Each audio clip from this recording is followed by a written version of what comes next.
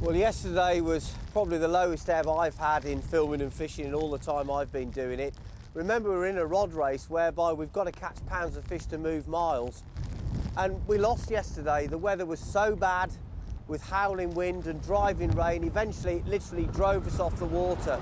And we took a decision last night. We had a debate. Well, what do we do about this? There is no point in us travelling anywhere at the moment, because if we do, Mick, we're just going to use up valuable pounds of fish in travelling. All of the rivers in the area are in flood. Yep. The lakes are way too windy to go out fishing, certainly in a boat. We had got plans to get on the Oughterard River to fish for some roach, and we'd still like to do that, but it's in flood. There's no point in moving an inch at the moment. We're going to stay here. We're just going to hope that we catch something, whether it's a trout or some salmon, and then if the weather breaks, we're going to move on. But the forecast is exactly the same, and as you can see, we're having the fishing equivalent of an absolute bob howler.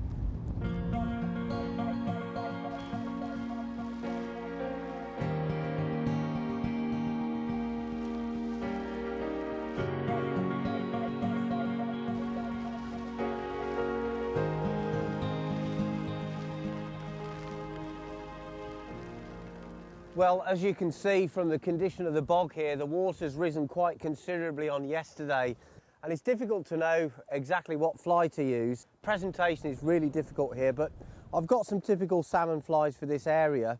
They're tied on size 8, 10 and 12 trebles, and they're generally reminiscent of shrimp-style patterns, which is a good idea because you're basically trying to present the salmon with something it did feed on when it was at sea. I've even got some tied down to size 16s, but for today, I think they're going to be a little bit small. With the extra water, I'm going to go for something with a slightly bigger profile, and I've got this fly. It's a long-tailed Alice shrimp with some yellow in it. It's a fly that I tied myself, and I'm quite glad I did actually, because I think it'll show up well in the peat-stained water, and it might be a valuable weapon today. One thing you must remember about the salmon is that it doesn't feed in fresh water. It does all of its feeding out at sea, and they enter systems like this one solely for the process of breeding. Now that means that when you put a fly or a lure in front of a salmon, it's taking it more out of a reaction or an instinctive feeding memory than it is out of hunger. So the presentation is absolutely critical. So what we're trying to do is swing the fly past the salmon's nose. And I've found it particularly difficult to do that in these pools because the currents are eddying all over the place and the wind is making that even more difficult. But we'll give it a go, and as long as we've got a fly in the water, I guess we're always in with a chance of a fish. I certainly hope so.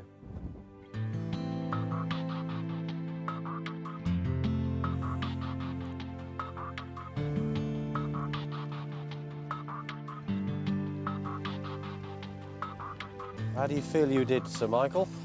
Well, I think my casting's getting better, but I just didn't feel like I was getting down to the fish.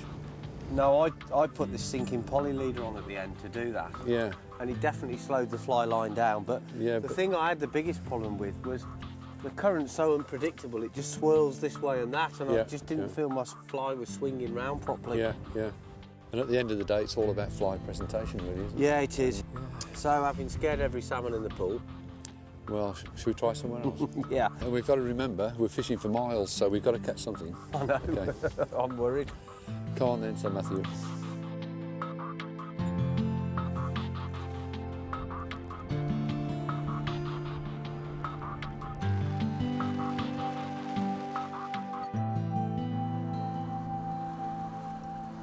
Well, after experiencing truly horrendous weather at the Screeb fishery, a wonderful place, just totally the wrong time to fish it, we've been literally blown off the water.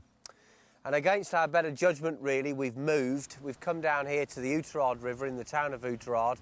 And this is normally a gentle, placid, flowing piece of water that joins the massive Loch Corrib further down. But as you can see today, with all the rain we've had, the river's up and flowing. It's full of black water that's coming off the peat bog that surrounds this area. And we're fishing for roach. I certainly don't think it's going to be easy, but we've got no choice. Time's ticking away. We've got a journey to complete. We've only got 30 days to complete the whole journey from the west coast of Ireland right the way across the east coast of England. So we've gone for the gamble and we're hoping to scrape together a few pounds of fish. Now, so far, the scores on the doors are that we've caught something like 57 pounds of fish, but we've used up 40.5 miles, and that leaves us just 16 pounds of fish in our notional keep nets. And we know that that is not enough to get us out of this area across the Shannon system, where we hope to do some serious bagging up. So we've got some work to do. It's early evening now. We've probably got a couple of hours fishing left. The best thing we can do is scratch away at this, try and catch a few roach, at least get some fish on the board, and then maybe come back here tomorrow morning or maybe go out on the loch. We're just going to have to see what the weather brings. But if it keeps on raining, I think we're in trouble. There's a bite. Oh, I'm into one at last. First bite. Going to need quite a few of these to build up a good weight. Into another one. After the session we've had, it's a relief actually. I reckon these are probably going about 3 or 4 to the pound. That's another one. A few more miles. That's a slightly better one. This is interesting actually, because this fish has got what we call spawning tubercles on it. They come up the river to breed, and when you see these little white nodules on the fish's head, its body's very rough to the touch. It means it's getting ready to spawn.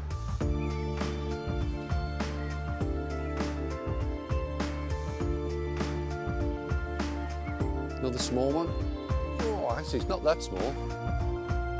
It won't take us long to build up a nice weight.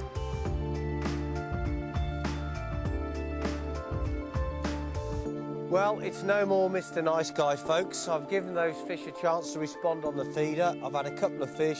It's not really worked out, so I've had enough now. I'm going in on the float. Although it's not very good float fishing conditions because of the strong flow down the middle, I'm just going to run the float down at them, just try and make them have it, really.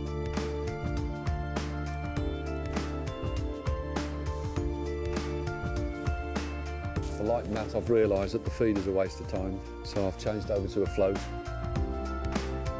There's the first fish on the float, just fishing it right across the other side. That's the best twig I've had all evening, 2.5 feet long. It is just utterly appalling. The wind and the rain and the lack of fish is starting to get to me now. It really is dire. I'm going to put your mighty catch. Yeah? I mean, these could be very valuable, actually. And don't look at me for a result this time, because I haven't had one, I'm telling you. I'll tell you what, if these get us Nick, you really are scraping the bottom of the we are, barrel. mate. Look, we've got to get to the top of the road, and this catch might just about do it. Yeah, drop that in there. Oh, yeah, I've got a nice... Oh, nice, we're going to get to £2. nice fat one here. Yeah, we'll get to £2. And another one there. I think that's my lot. That's it, Mick. Yeah, look.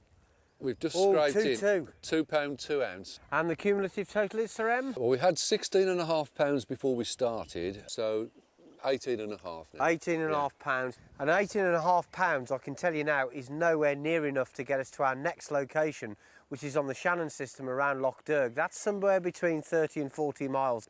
18 pounds is not enough, so we've got no choice. We sit tight here. We hope that the conditions change. We try our new plan. But we've got some fish to catch, I tell you.